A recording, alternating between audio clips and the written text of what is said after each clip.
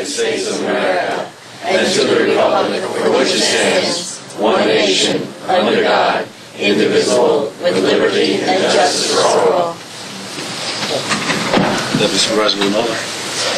Heavenly Father, bless this assemblage. Grant us the wisdom to make our every decision fair-minded and in the best interest for all its residents. Amen. Just before we start tonight, we have a number of young high school students. I just want to say that Goldie Solomon is, and I want to thank you for participating, getting involved in our community. Goldie Solomon has been involved in our community, I'd probably say more than 10 years, for several decades, and is an example to a good example to all of us about community participation. Everybody participated the same way that Goldie does, and our community would be vibrant, strong, and indestructible. So Goldie, I want to thank you for all your participation. Here from the Portchester High School. I'd like him and Mr. White to please sit down front, because the kids, a lot of them from Portchester High School, he represents them. So please come down front, please. They're not coming. That's okay. That was a direct order from Supervisor Solomon. Wonderful. Okay. Well, looking forward to our meeting this evening. Can you call it to order, please, Town Clerk Vespa? Meeting for April 17th, 2012 is now called to order. Collins? Here. Mendicino? Nioras? Here. Villanova? Here. Carvin? Here. Okay, we'll go through some quick formalities before we get to the principal reason for all of us being here this evening. Anybody have any comments from the meeting, the minutes from the meeting of March 20th? No. Can I get a motion to approve the meetings? So moved. Minutes. Second. All in favor? Aye. Okay, Hope, you have our departmental reports? Yes.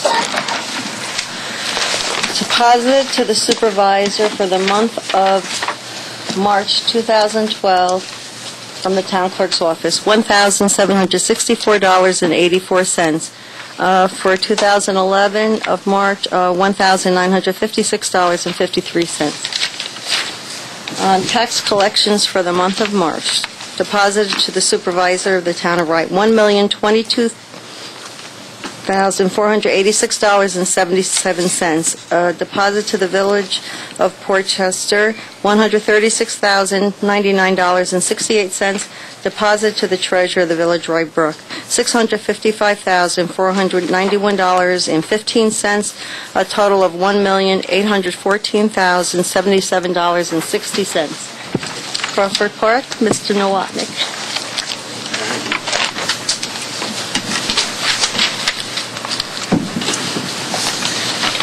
As you can see from the report, revenues have stalled a little bit at Crawford Park in terms of activity and venue revenue. We have seen a reduction in terms of people partying. We are not sure if it's just the economy. That's what we think it is.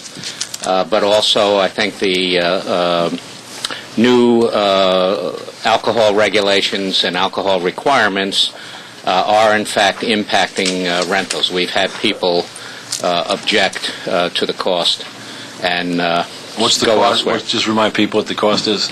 Well, the new alcohol restrictions, if you will, require a $100 alcohol permit application, as well as a choice of two, either appropriate liquor liability insurance, or they would have to hire a Rye Brook police officer for a minimum of 4 hours at $50 an hour, or a $200 cost.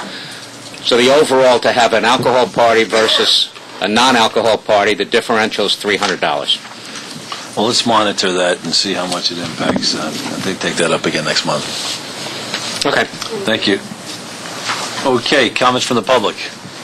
Oh, I thought you were going to do the kids first.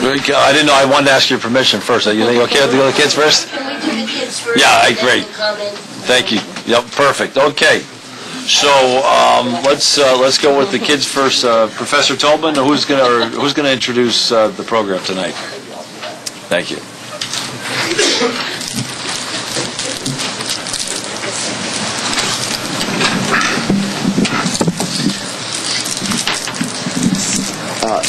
I'm delighted and honored to introduce the program, and very appreciative of the town's support for the program. The program I'm sorry. Can we talk louder? Sure. Is that better? Yeah. Okay, let me see. Bishop, help him with the mic, will you please? No, my wife says I'm slow but not stupid. I think I've got it now. The program brings together students from all three of the town high schools to solve problems, real-world problems, and to do it in a systematic, research-based way. And the program is really a town effort. All three of the principals of the high schools, two of them are here. Dr. Mitchell Combs, I think, is here from Portchester. You guys come up. Now I'm going to bring you on TV, Miss Dr. Combs. I'm sorry. And Gina Healy from Blindbrook. Gina, come on up. Do you mind? And I know that Barbara Ferraro would have liked to have been here.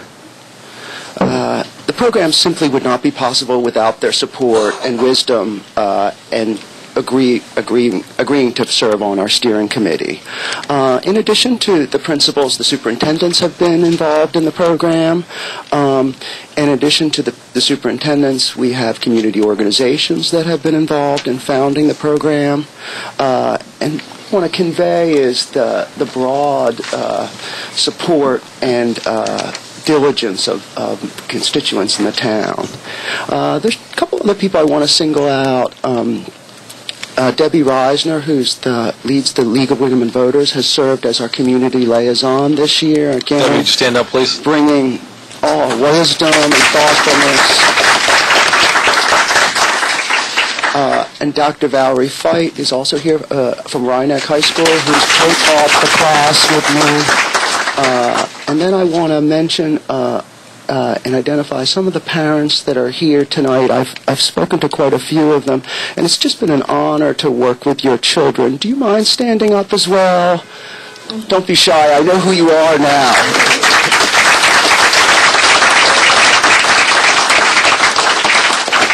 And I always thank your sons and daughters for allowing you to come, because I know that's part of the story. And then I wanted to recognize the students in the group, and we have a really great, vibrant, and large group this year, and it's a credit to the students. And would you mind standing up as well?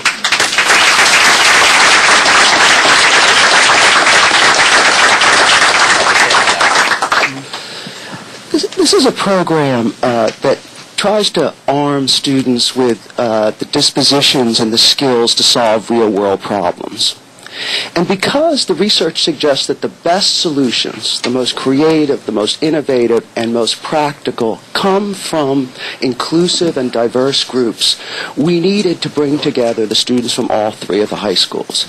And again, that's the way I think of this program. This is a program not simply to get the students in the town to interact with each other.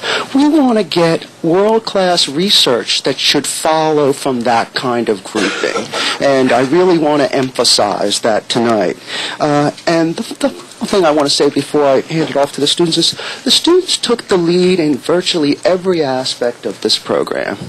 They decided on the topic. They framed the research question. They decided on the methods. They decided on how to teach material. I would send a lesson plan to Dr. Fite and say, I think this is the way I do it at Duke. She would have some students look and say, no, that's not the way this should be taught. And again, the knowledge and the mastery, not just of the substantive, but the way the material should be taught, that speaks volumes about the students, that they could help present the material. In addition, we had peer-led research teams where older students who had been through the program before led younger students in producing methodology sections and producing literature reviews. Dr. Fite and I did over guidance, but this was hands-on work by the students. And if you read the email correspondence between the students, the respectfulness, the care, the thoughtfulness, it was just stunning to watch that. And finally, as we're here tonight, the students developed policy recommendations and solutions, and also policy recommendations that could be followed through after tonight. And so without further ado, I want to present the students who are going to talk to you about our report, which will be the paper copy, which will be widely disseminated and circulated in the week after I check all the I's and the T's. We'll be sending that out to not only town officials, but our steering committee as well as other members of the community. And I want to introduce Luke Murphy, who's going to begin the presentation. Thank you so much for coming, and thank you for the support of the program.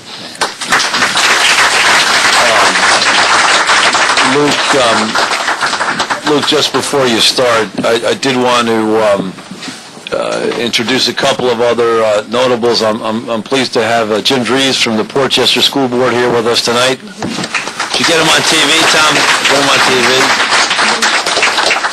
I'm pleased to have Jeff Diamond from the Blind Brook School Board here tonight. I'm pleased to have village trustees from Portchester, Joe Kenner and Luis Moreno here tonight. Step up, gentlemen. I don't think I'll embarrass anybody saying those are the two handsomest trustees we have. Am I missing anybody? Okay, well, thank you so much for coming and participating in tonight's event. And with that, I'll turn it over to you, Luke. Thank you. Can you hear me on the... Is that... It's on? We're all good? Tom, can you get the presentation as well? You good? You got both? Do we need to turn lights, or are you good? Okay, you got it. So I'm going to talk to you about the research question that we did, and what we wanted to examine in our study is the relationship between civic participation and social media. What we had seen in many cases is that social media was increasingly being used in activist roles and in roles to become involved in the community. We saw it involved in the Egyptian Revolution. They used Facebook and Twitter and all sorts of social networking sites to organize their revolution. And so we wanted to see how could we apply that to Rye Town to increase the engagement of residents in the town and enhance their experience of living here. So what we wanted to know in order to answer our research question, we had to know a few things. We needed to know how people were already engaged in the community in Rye Town. How did their demographic, their background, how did all of this affect their engagement and their use of social media? And then what did they perceive the relationship to be between social media usage and civic engagement? How did they see it as an opportunity, a vehicle to become involved in their community?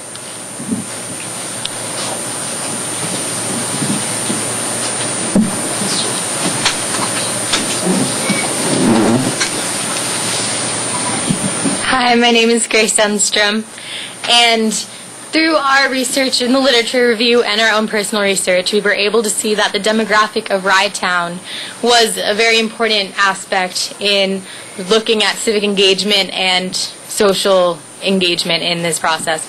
As we saw that median income, education, and employment in Rye Town are all above the national level, and this is important because income affects access to internet and social media, and the education affects civic engagement. Furthermore, we saw that in Rye Town we have a number of people who don't necessarily speak English, and 72% speak a language at home, 45% speak a language at home other than English, and 72% speak Spanish at home. And of that percent, half of them speak broken English. So we found that it was important that in order to make civic engagement more popular, it needs to branch out to different types of people, and it needs to be more understandable and more reachable. We also interviewed Dave Thomas, I'm sorry. It's very nerve-wracking being up here. We also interviewed Dave Thomas, who is the content manager of the town of Rye, and he also created the Facebook page for the town of Rye. And we noted that this was a great first step in the town of Rye's attempts to become civically engaged, but we also think that the Facebook page could use a little work, as it is very hard. It's a long process to get posts and comments on the website, and it also, we understand that there has to be a non-biased approach to comments and posts, but we thought that this lack of opinion takes away from the town and citizen relationship And we thought that if people were able to put their own opinions on the website, there would be more of a want and a need to go on the website and share their own opinions. Thank you. Hi, I'm Lara Cohen, and I'm from Blindbrook High School. So when looking at the research revolving around this study, it's very important to look at research not only pertaining to Rye Town, but also on a global scale. So the set definition of social media is interactive internet websites along with other forms of online communication. However, the definition of civic engagement varies depending on different factors such as nationality, race, age, gender, and income. And this is why it was important in our survey for us to ask specific questions so that we could see people's different interpretations of what civic engagement was. The use of the internet has obviously been increasing over time for specific purposes in social media, such as being a source of political information and online participation. This can be seen by the fact that people now contact their officials as much online as they do by phone or mail. The internet is also being used as virtual community builder for maintaining relationships such as social networking on sites like Facebook, to promote grassroots activism, which is when a group of small local people bring a specific issue to their government, and in general to promote global networking. So the first thing that internet is beginning to be used for is virtual communities, which are real-world interest groups that take place online. So for example, real-world activism can lead to online activism, but at the same time, an online group can then form a real-life group. At the same time, internet is being used for social networking websites. Although their primary use is for maintaining friendships, sites like YouTube, Facebook, and Twitter have the potential to increase civic and, most importantly, political engagement. However, at the same time, these sites may cause distrust because, unlike the town Facebook page, there is a bias and you can provide an opinion. Lastly, social media is related to social capital on the internet, and social capital is the series of networks necessary to create democratic institutions. This is vital to creating civic engagement and even more so political engagement. So by using the internet and other sources of social media to increase social capital, we can hopefully increase participation.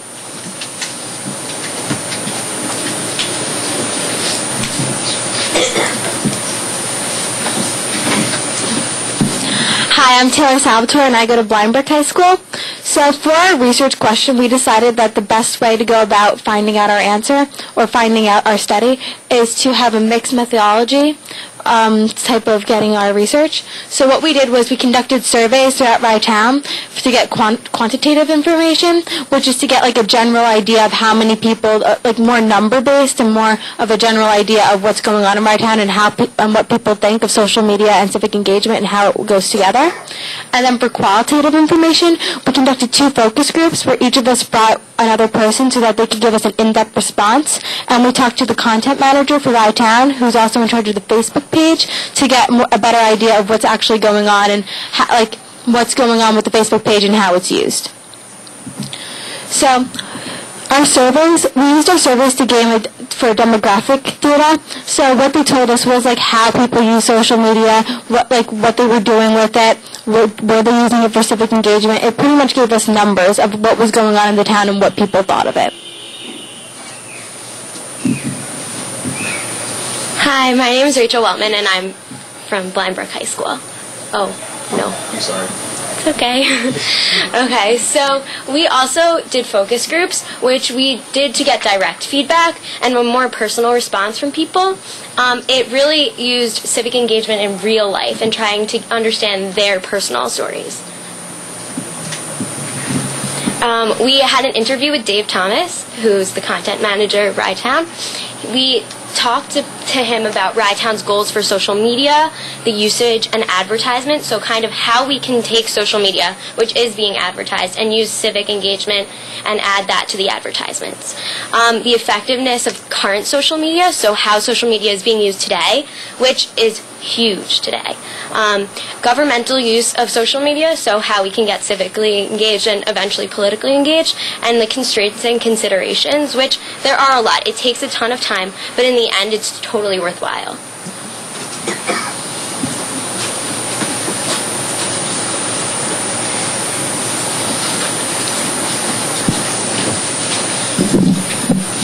Hi, I'm Brian Kerr. And I'm now going to be talking about the findings for the survey and focus group individually. For the survey, people rarely use social media for civic engagement. An overwhelming majority say they use social media and are civically engaged, but they never use social media for civic engagement. Literature also suggests that education and age affect how much one uses social media. Age also matters when defining social media. Younger people defined it more as sharing information, while older people defined it more as voting and volunteering.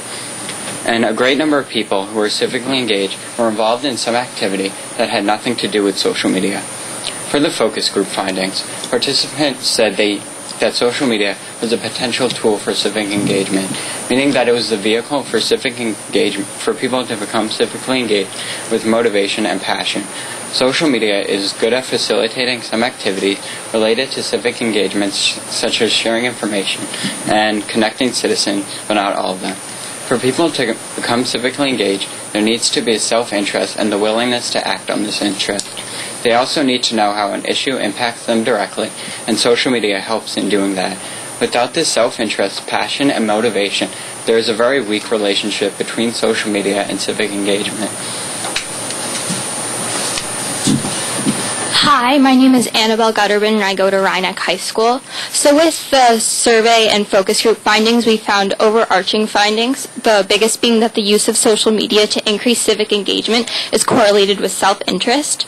So basically, social media hasn't replaced self-interest or the ways most people motivate themselves to be civically engaged, but it can be used to guide in the direction of civic engagement. We realize that people are a lot less inclined if they don't have the passion to be civically engaged. Also, we found that age is a factor because older generations may be less likely to use social media to be civically engaged, and younger generations use social media more.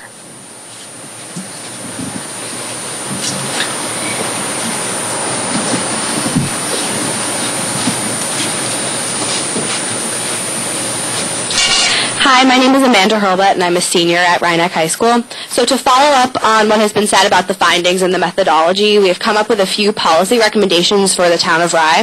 The goal of these recommendations is to really capitalize on the people who already use social media and just increase their usage in a way that helps them stay engaged with the town.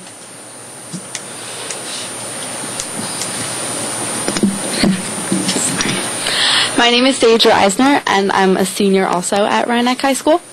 Our first recommendation would be a student-led consultancy, which would add a more personal guidance to local organizations to help them to use social media to increase civic engagement. A great number of students in our program have already expressed interest in helping in this student-run consultancy.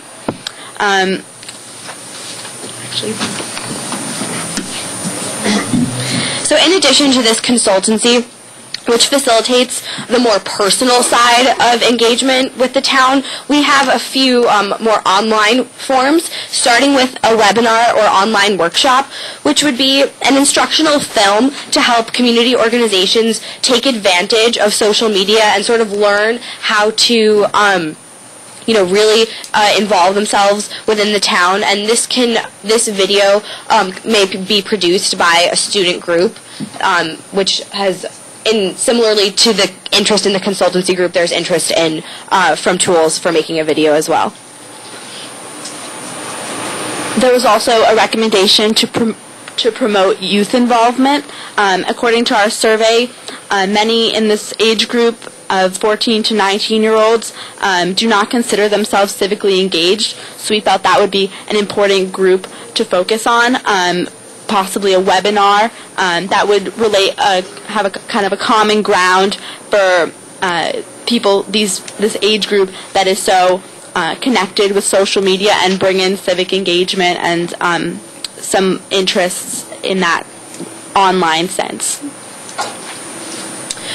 From our surveys, we found out that 90% of the people that we surveyed use email as their primary source of online engagement. So we thought that maybe the town could provide an email newsletter that would encourage the use of social media, and in the email it would highlight how social media can encourage or support civic engagement. It would also include links to all town social media websites, and it would also notify citizens of town events and upcoming things that they may want to get involved in.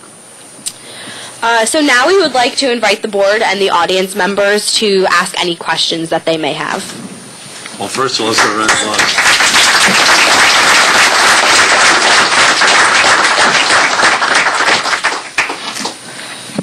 Well, please. I'd just like to tell Supervisor Sullivan. Volunteer. Volunteering is a very important thing. We have a lot of organizations in the community that could stand for volunteers. And especially all of them that are on, all the churches need volunteers. All the Carvin Center needs volunteers. Also, right here, there's loads of them. I can't think of everybody. But there's volunteer organizations all over the place that need you. And also, I had to learn Spanish when I did the census, and I volunteered for the census at that time.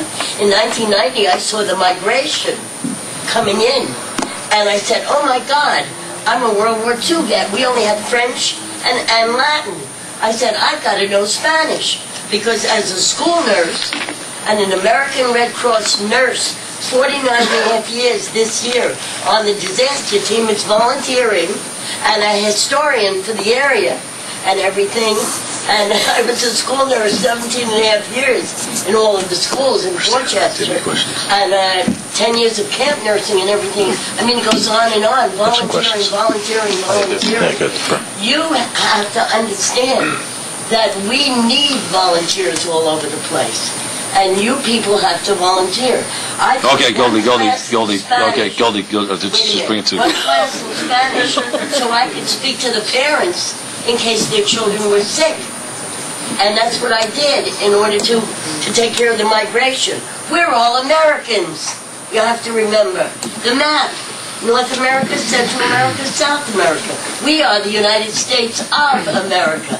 Everybody from around the world in the United States is American. All right, thank you. Thank you.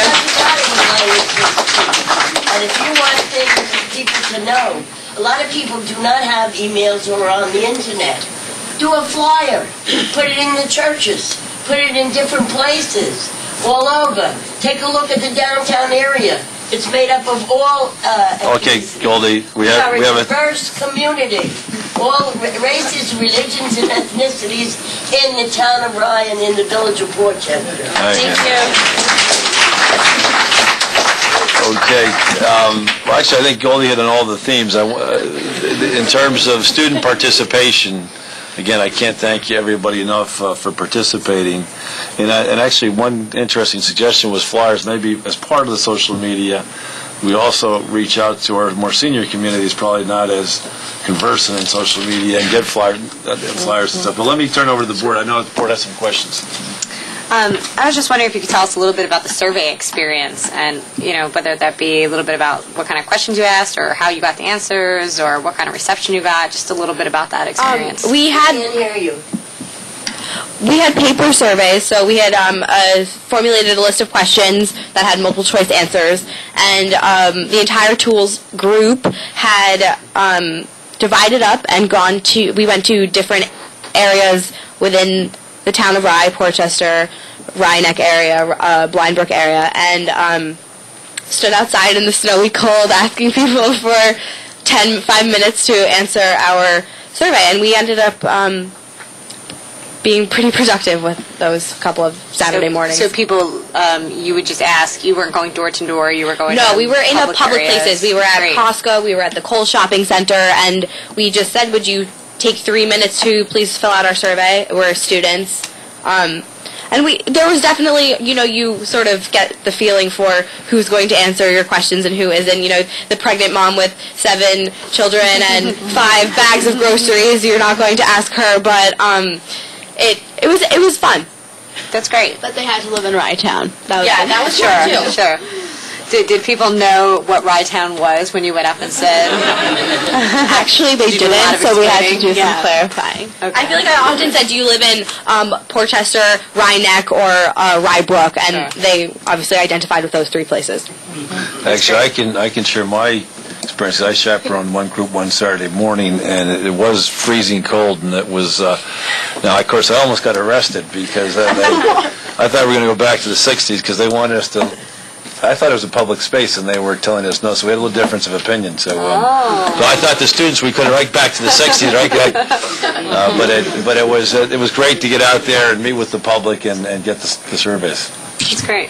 Thank you. Other questions?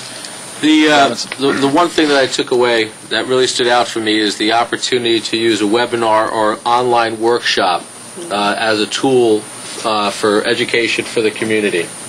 I think that should be something that possibly the students, if this is going to be a legacy that you're leaving behind, that other people can work with.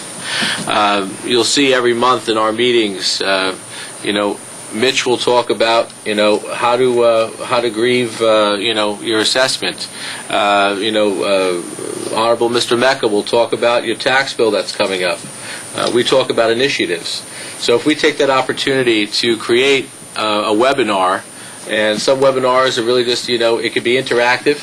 You take a half an hour with the town supervisor to ask some questions. For the people that are homebound, or maybe there's someone who's serving overseas and wants to connect locally. Maybe a great opportunity.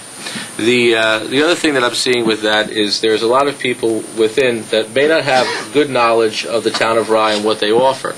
So to have webinars in that sense to better understand, what do I have to do to rent over at Crawford Park or Rye-Town Park? What's going on at the beach? I think that's a great idea. Now, the one thing that I don't know if you addressed it, but I think that I'd like to have you address it if you have this opportunity in the future. Social media brings on a whole slew of concerns. One of them is anonymity. Okay. And obviously one of the reasons why Mr. Thomas controls the media content on Facebook and other avenues is to make sure that, number one, the comments are not hurtful to anyone, because we don't want to create a blog where people can sound off, because I'm sure you've experienced already that blogs tend to take on a very negative tone, and that's not something that we want to do.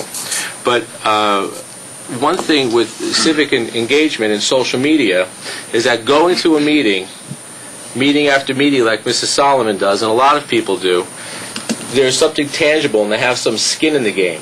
When you step up to that microphone at that podium at a village board meeting, and Mr. Kenner and Marino and Mr. Dreves will tell you, you have to, whether you agree with what they're saying or not, you have to respect them, because they're putting their family's reputation, they're putting their name, their face on the camera, and they're voicing their opinion. So although social media is good, there's nothing that I think takes the place of that personal civic engagement. So I think social media is great, and I support it, but it could be ancillary, but it doesn't replace people like Goldie Solomon coming to this meeting. But thank you very much. I appreciate it. Thank you. Councilman Nioras? A couple of questions. Being a consultant, I'll ask some consulting questions. What was a number one or couple of things that you learned from this experience? Well, I think one of the most important things doesn't always necessarily pertain to the project itself, but this was my second year in the program, and learning to interact with others in the community, you build certain social skills that you really can't find anywhere else, and this specific topic was related to civic engagement, and that's truly what we're doing in the program. And by being able to meet other people from other towns and relate and think about these difficult questions, it really provides a unique experience. Great. Another skill that I definitely think that most of us have come away with is, breaking down a question and directing it at what we want to find out. Because there's a lot of questions that can kind of veer you in the wrong direction. So finding the right question and then taking it apart and finding other articles and past research that would get you to that. It takes a lot of focusing in on what we're studying, and that's a skill that we can use forever. Great. Anything to add? Yeah, it's just for me, it was the process of researching something with the question and sort of, like Sage said, breaking down the question and figuring out what the next steps need to be to really get to the bottom of whatever it is. And these things are really interesting because you go into it with a question thinking, okay, I'm going to get a concrete answer out of it. And then when you're dealing with data and focus groups and people and human subjects, it just becomes much more complicated, and I think that's something that we all learned needs a lot of time and effort and consideration into all of the factors that may affect what you're looking at. Okay, and then the second question would be, what would you change in the program? What's one thing you would change if you could? I would say the cold weather. Cold weather. I think that because Dr. Tobin lives in North Carolina, and because we all are high school students and not college students, we all have like a bunch of things going on. Right. The amount of classes that we actually have becomes so important because we have like focus time. And I mean, of course, it would be great if we had more of those classes. That would definitely be more helpful. But we really had a great experience. Okay, great. And then the last question is, now there were a couple of findings that you've presented here in terms of what we can do with the social media, our website, etc.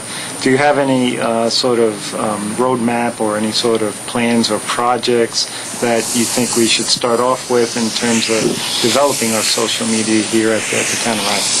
Well, something really important that we discussed today was the initial step of bringing what we've discovered about social media and civic engagement back to the schools, because I know a lot of the schools are involved with different clubs and organizations that don't only branch out to the students, but also the community and fundraisers and adults. And by bringing it back there initially, we'll be able to spread the word and inform the community of what's going on, and therefore promote the different things like the web seminars and consulting program that we aim to do in the future. Great. Okay. Super. Oh, thank you. Thank you. Thanks. Oh, no, sorry.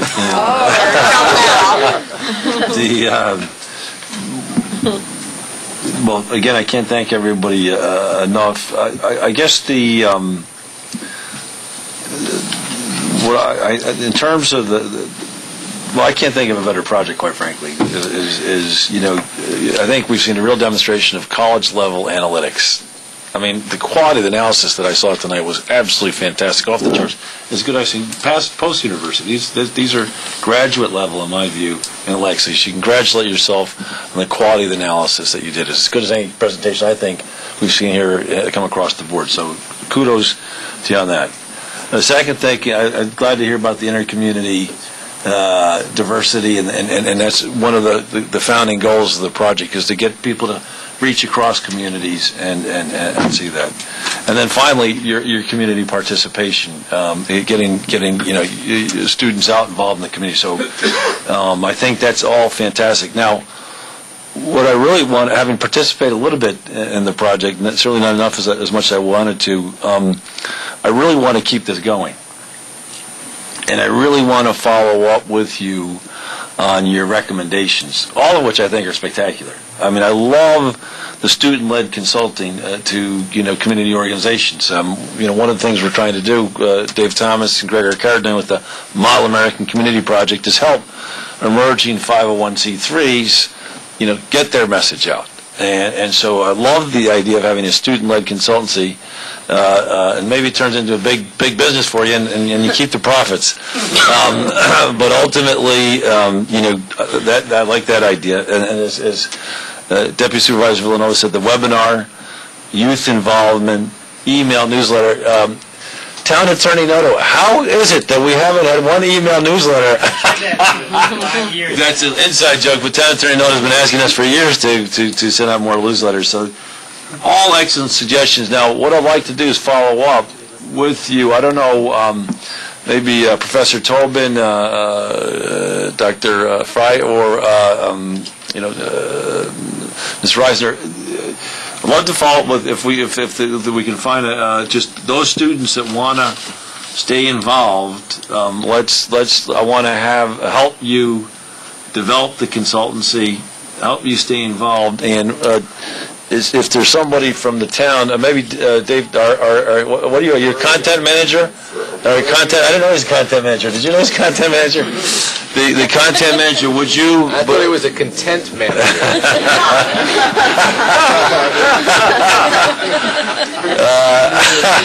I'm just here for community.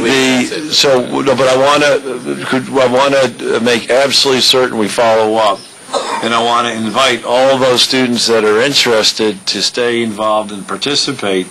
And would you make absolutely certain we have a meeting within the next month where we chart out a course to enact and execute on the recommendations you put forward? I think it's fundamentally important in this, our third year, that we look to execute on the recommendations. They're excellent recommendations. I want to execute on those. So please, Professor Tobin. Fantastic. We've got students who are ready to go, and we're committed to that. Why don't you come on up anyway? Okay. Add a generational chorus to that. Yeah. I think we're really committed to that as well. And today we were talking to students, and we've got students who are eager to figure out and work with you to try to, and work with the town to try to meet some of the needs of the communities. What we found, and one of the key findings was there's lots of civic engagement in the town, but social media isn't accompanying that. And is there a way to help the community organizations solve problems or challenges with social media as a tool, not to replace that? And I think the students bring a wealth of real-world wisdom, and we're hoping to tap that. So we're really excited about that opportunity to work. That's fantastic. Thank you very much.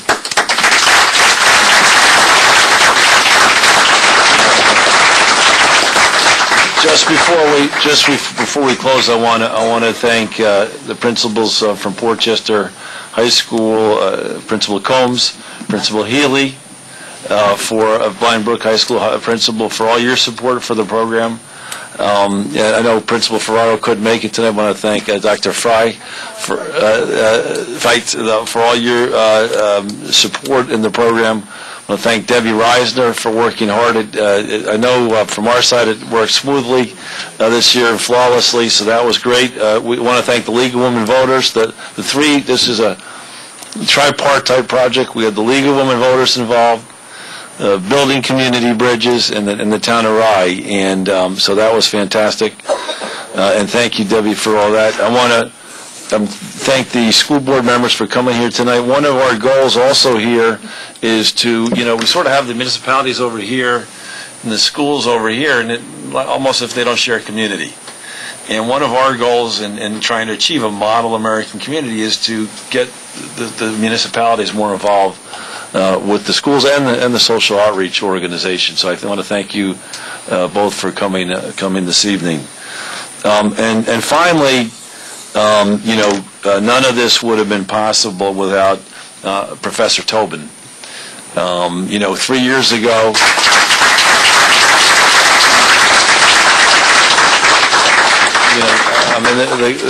you can see the quality of the analysis. I always wanted to go to Duke University, and I applied and got rejected, unfortunately. I was hoping to get in my basketball skills, but I think they rejected me twice. But to have a Duke University professor come to our community to make the sacrifices, the personal sacrifices he does to make this program a success is absolutely wonderful. And I can't thank you enough, Professor Tobin, for all you've done this program. Thank all the kids for coming. Well, I have to finish school. And most importantly, we want to thank all of you students for participating. My goal, this is the third year we've had it, and I say this every year, and I'm hopeful 30 years from now, when we're on the 30th iteration of the Tools for Change project, and when it's a nationwide program, they'll come here 30 years from tonight and you'll say, wow, look what they're doing in 2000, whatever that would be, 2042. Look what the project they're doing in 2042. And I'd love to have the alumni for every year say, oh, we did the social media back in 2012.